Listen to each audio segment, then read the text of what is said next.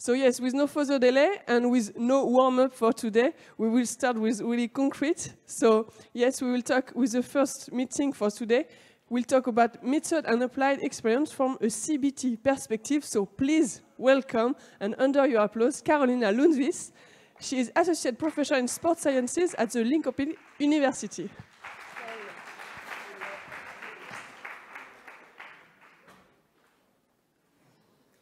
Thank you very much, and thank you for the invitation, and thank you for all nice presentations before me. My name is Carolina Lundqvist. I'm working at Linköping University. I'm an associate professor, and I'm also a licensed clinical psychotherapist. And I also work with sports psychology at the Swedish Olympic Committee. So my presentation will be about my experience from this period before the Olympic Games in Tokyo. And just for a minute, just look back, if we look back in time to February, March. And basically, we were going to Tokyo, we were looking at the venues, we were looking at how everything would look like in the Olympic Village, and pretty much everything was about qualifications or preparations for the Olympic Games. So this was the complete focus, and for me, I couldn't imagine at all what was going on in the world, what was coming in this situation. I couldn't imagine that, and I don't think anybody of us could, actually. So basically, in this situation, one big challenge when the pandemic was declared and the Olympic Games was postponed was that it was really, really a quick change.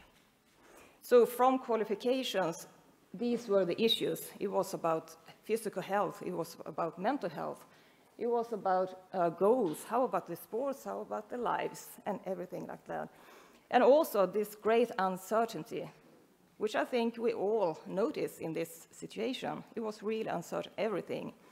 So we didn't know so much in this situation. And suddenly also the qualifications and preparations, they were quite far away from us. We didn't think so much about them because they were 1 year ahead in this situation. An additional challenge was research. How about research in this situation? We didn't have any. So what to do now? We had kind of to practice and learn and try to support the athletes and coaches. So we didn't have the experience from this situation, and nobody had. So this was also a challenge. So even though research were coming, it was lacking high quality research that we could kind of trust on and know what to do. So it was continuously trying to understand the situation. Hannah McDougall already showed you this table. And I just want to, I'm not going to go into it in detail, but one thing that was different in Sweden was that the society was still open. So we didn't have a lockdown, and I think that protected the athletes because they could still continue to practice and they could continue to meet people. So I think that was a protective factor in this situation. But what we noticed all over the world when we were discussing this, it was on common themes, it was about motivation, it was about anxiety, and so on.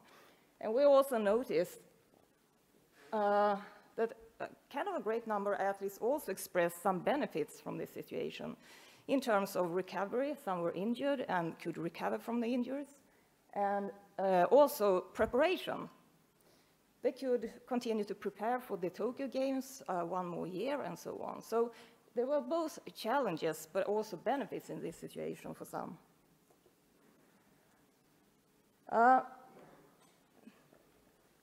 One of the additional challenge was that it wasn't kind of stable. Everything kept on changing. So from the first phase of kind of confusion, what happens, we turned into thinking about training, and then also into this bubble situation, how about competing in bubbles, what would happen, and so on. So it was continuing changing everything. And also, what some athletes expressed was that it wasn't actually the first phase that was the worst one. It was the second phase when the second wave of COVID arrived, because then they had relaxed a bit. They thought everything was going back to normal, and then it was the second wave, which was really, really tough for them. for some of them.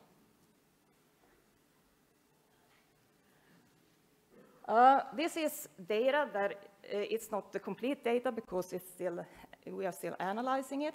But we asked athletes 1 month before the Olympics, just reflect back on this year. If you look at the whole year, what are your experiences if you look at the complete period? And again, uncertainty was one of the big challenges, this great uncertainty. It was one of the big themes, but also personal and social factors. It was also external stresses like economics and so on. But also, again, some benefits for some. Some saw this as a situation they could practice really good practice without breaks for competitions and travels and so on. And also recovery without stress. So both challenges and benefits in this situation.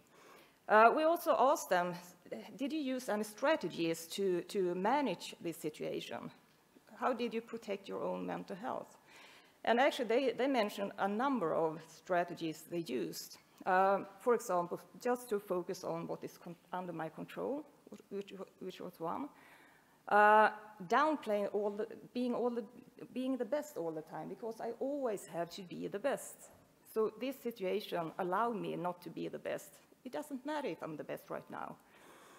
And also playfulness. It was mentioned by almost all of them. Remember to be playful in this situation. Be like a child. Have fun in this situation. So playfulness was mentioned from many. Acceptance, keep the routines, and also that this was an opportunity for some to kind of broaden their competencies, not just doing sports. They could go back to school or they could do some work and so on. So they did manage to kind of find some other things they could kind of develop from, not only sports in this situation. One thing that was mentioned really much was the coaches, because continue to have a sense of coherence in this situation was really, really important for them.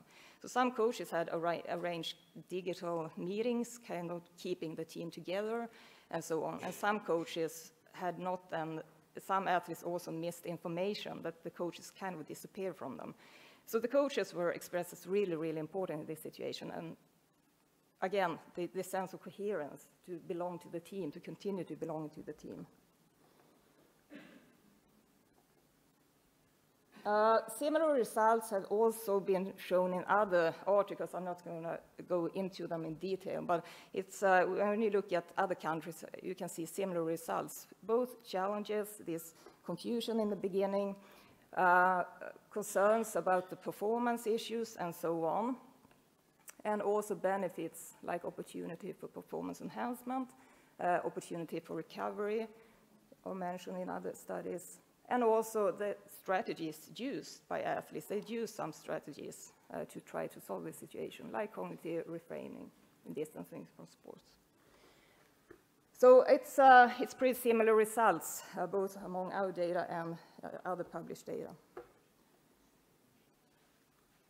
From my perspective, working with athletes, I find it useful to kind of think, what is the target for the intervention? First of all, is it clinical? Is it about kind of preventing the duration of a clinical issue to treat them? Or what is this? Is it at this level? Or is it perhaps at this level? Is it about prevent? There are some risk factors involved here. Do we have to kind of provide some preventive strategies? Or is it about health promotion? It's no immediate risk factors, but we want to strengthen their health and provide them with good strategies and so on to increase their well-being. So for me, this really helps kind of what is the target for the intervention in this situation. Among the athletes I met, I worked individually with a number of athletes from various sports, so I met several athletes during this period.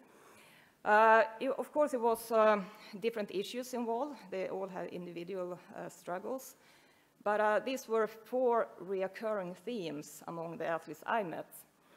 And one was that some athletes had kind of what we normally tell them. If you want to, if this is your last Olympic game, so plan for your life afterwards. So some had really done that. They were well prepared for a life after their Olympic elite sports career.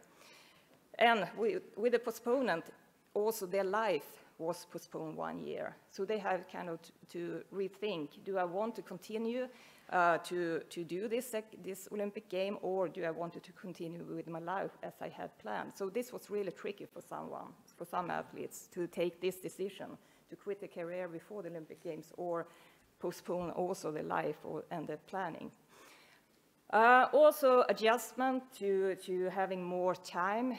It wasn't so common that elite athletes, they have a strict schedule. They know what's happening. But now they had lots of leisure time. They had much more time than usual. So how to use this time in a good way. So that was also kind of find new routines for the days and so on. And also some psychological reactions related to their own, if they got the virus themselves or they had relatives who belonged to risk groups and so on. So these kinds of issues. But I would say the most common issue was uncertainties and worries. What if this happened? What about? And so on. So with these worries, it's a number of strategies you can use. I usually use low-intensity CBT in these situations. And one simple way is just to separate between practical worries and hypothetical worries. Practical worries are those worries that we can find a practical solution. It's about something we actually can do. So that's manageable in that sense. Hypothetical worries, it's worries that no matter how much we think about it or worry about it, we cannot change it, at least not right now. So these are more things that are going on, but we cannot do anything about it. So just talking about these two kinds of worries usually are pretty good with athletes. Some athletes also like to kind of write it down to see, kind of get distance to the worries, and use a worry diary, just to kind of write down what kind of situation does it appear this worry, is it some pattern in it, and so on, and also to kind of classify into these practical or hypothetical worries. And the next step is, of course, so is this a current worry that I actually can do something about? Is the answer yes? Okay, let's look at it. Just let's do a plan for it. And is there something that is stopping you? And how can we solve that, if it is? So kind of doing something concrete about this worry instead of just worrying about it. And if it's no, then we're into the acceptance. We need to accept this, at least now, until we can change it. Sometimes it's good maybe to schedule a worry time, that I allow myself to worry a little bit about this and then let it go until I have scheduled my next worry time, so we can kind of get the worry into control. Some athletes have difficulties with this, just to let it go, and then it might be good to worry a little bit and then let it go. And also, of course, usual things like social support and so on. But these are quite simple ways of working with worries, which makes it more concrete, both for the athletes, and they can start to kind of do something about it, not just worry. Also, what I used with a number of athletes in this situation, it was, of course, accepting the situation. It's a pandemic. We cannot do anything about the situation right now, even though we don't like it. But also reframing the situation, actually. So what I discussed with a number of athletes was, can we actually use this situation, even though we don't like the situation, but can we use this situation to practice something? And a number of athletes, athletes have practiced a lot on following a plan and structure and everything like that. So this was a situation we actually could use to practice, not have a plan, have short-term goals, be a little bit more flexible. So just reframing it into an exercise actually can help also to see it with other eyes. And also this situation with uncertainty, as I discussed with them. You will meet situations in the future which will be uncertain. So let's use this situation to practice to tolerate this emotion of uncertainty. So this is also with kind of mindfulness and act-based approaches to kind of tolerate it. It can be there, and we can use this situation to practice to be with this emotional uncertainty. Also problem solving, not solving their problems, but helping them to become good problem solvers. Just showing them easy steps that they can start working on to kind of practice on this technique to be a good problem solver. So this was also, when they had a problem, we worked with this kind of steps, defined, don't just be stressed about it. What is the problem? What is stressing you? And then brainstorm solutions for it. And which one of these solutions, how good are they? From 1 to 10, pros and cons. And then choose one of these solutions and try it and evaluate. So just getting them to become good problem solvers so they could use this strategy themselves in the normal days. Also some perspective about the situation, actually, because what many athletes, they respond immediately. So also talking about the future, that of course, and validate their emotions. Of course, this is a tough, tricky situation, and I understand it's tough for you, and you feel this way.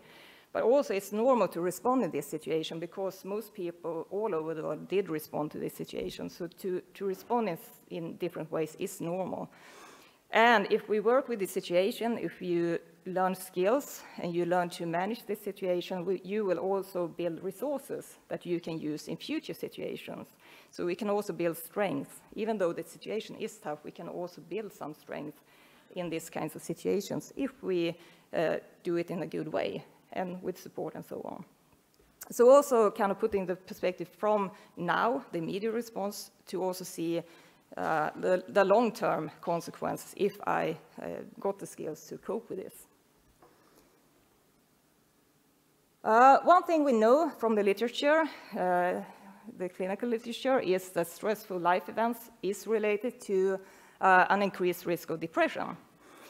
So this is pretty clear from the literature that it's both what we could think of as positive happenings in a person's life and negative happenings. If they are perceived as stressful, it is linked, related to increased risk of depression. So with this knowledge that we need to be kind of careful in this situation, we need to be more looking into early signs of athletes not responding so well. We can use this information, and also I think what I discussed with INSEP, this is a clinical model for depression based on CBT. It's an evidence-based treatment approach, used very much. I don't go in and treat them, but I explain the behavioral pattern for depression. Actually, this is a life event. It's both a pandemic and a postponed Olympic game. So your life, everything around you has changed, and also the usual, normal, rewarding activities has changed. They couldn't train, they couldn't compete, and so on, like usual. So rewarding activities had decreased, which a common thing that happens is that you feel more depressed or frustrated or more negative emotions in these kinds of situations.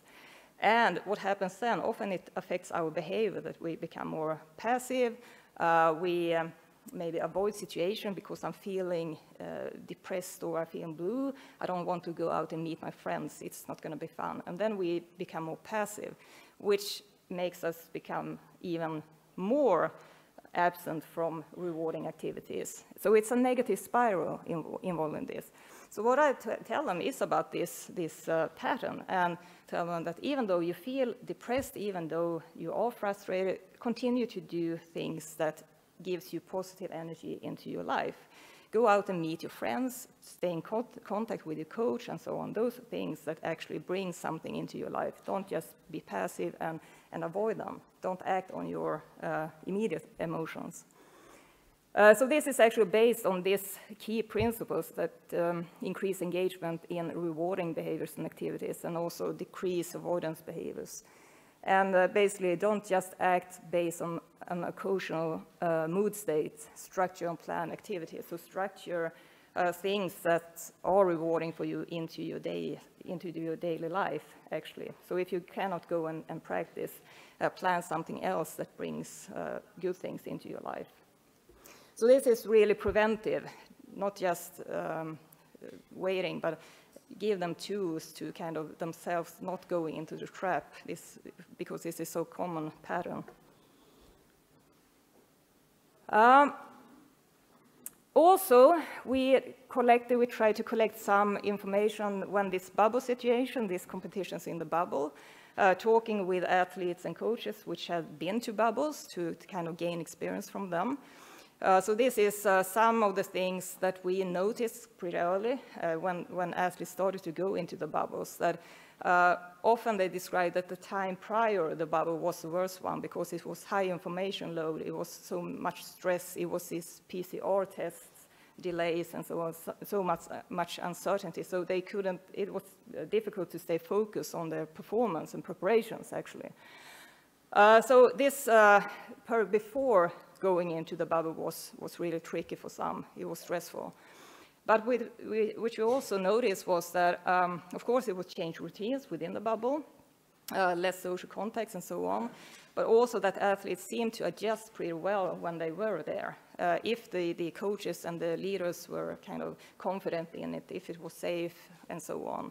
So at least from our experience, usually in the beginning, it was the period before because the athletes and coaches didn't have experience from this, and also the organizers of the events didn't have experience from this.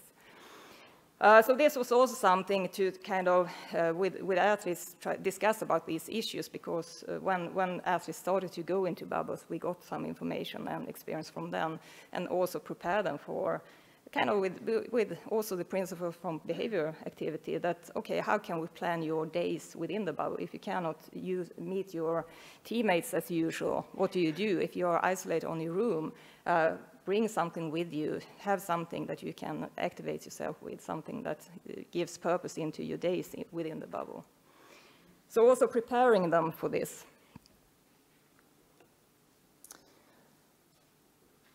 So, how about the Olympics? I think what I heard from athletes and what I saw was that, of course, it was similar challenges because it was also a bubble, it was also a lot of uncertainty and so on. But still, I would say majority of the athletes had got some practice for these kinds of situations during the year because they had been into bubbles. They had kind of met this uncertainty before that the things changes and so on. So they had kind of got a natural practice on these kinds of situations. And it was also something that some athletes explained to me later on, that it was kind of, during the year, it was kind of an adjustment to some kind of new normal.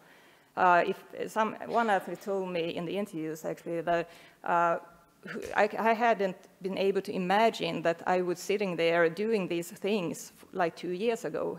It had been crazy, but now it's kind of the new normal because I'm getting used to it. It's strange and it's different, but I'm getting more and more used to it. So some lessons learned from this year, and try to summarize this. Yes, it was some challenges, but it also obviously some benefits for some. So the reactions in this situation were rather varied, I would say. It was lots of individual reactions to these situations, both those who struggled, some who reacted more negatively, and some also who saw this as an opportunity to develop and grow and get new perspectives and so on. Some told me also I hadn't been able to qualify if it had been in 2020 because I needed one more year. So for some it was also really good.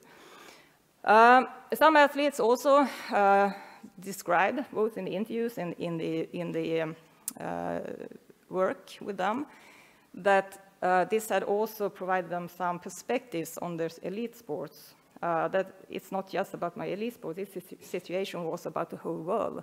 And some athletes also explained that about risk factors for mental health, that actually it was one risk factor they could see was that people, if they went to the Olympic Games while the world was in a pandemic, what will people think of me?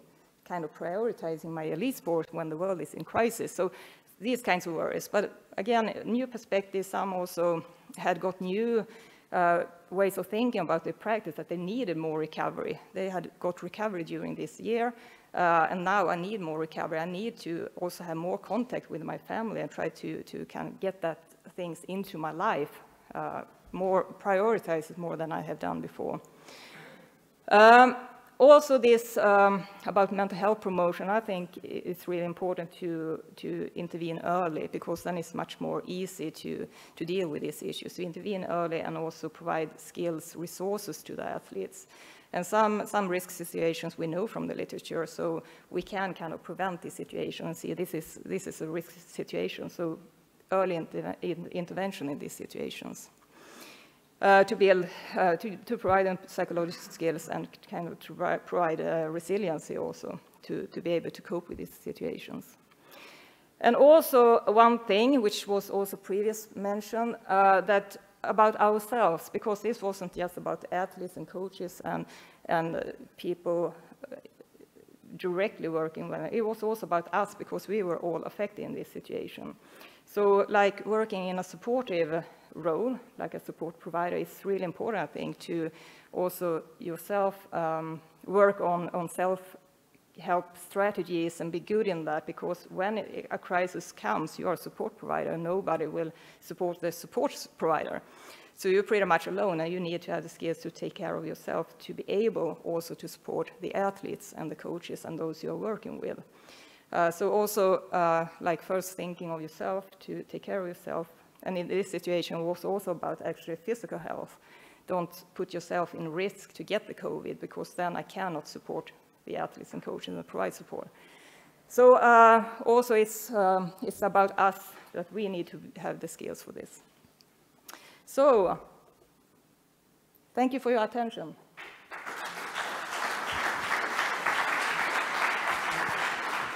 Thank you very much, Carolina. Is there any questions in the room? I have one question.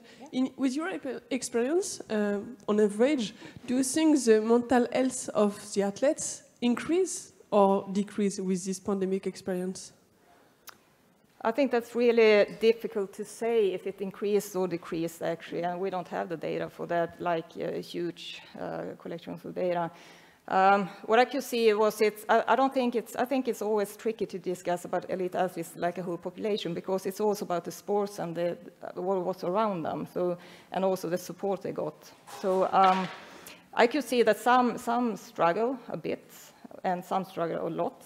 And also when they got COVID, I mean, I had like some situations, they lost all contact because they had COVID during a long period of time. Of course, that was challenging for them. So I think it's really difficult to say without data on it if it decreased or increased. And it's also from the general population, they struggle about this. And maybe mental health is really different from mental preparation, maybe because many athletes increase their level because they are more prepared and they live something very strong. And the mental health may be decreased. It's really different health and preparations. Yeah. It's difficult. Yeah. They have some skills, and it's a new situation. And can they transfer the skills to this situation? I think that's the main part. I understand. Yeah. Is there any questions on internet? No? Okay. Thank you very much, Carolina. Thank you.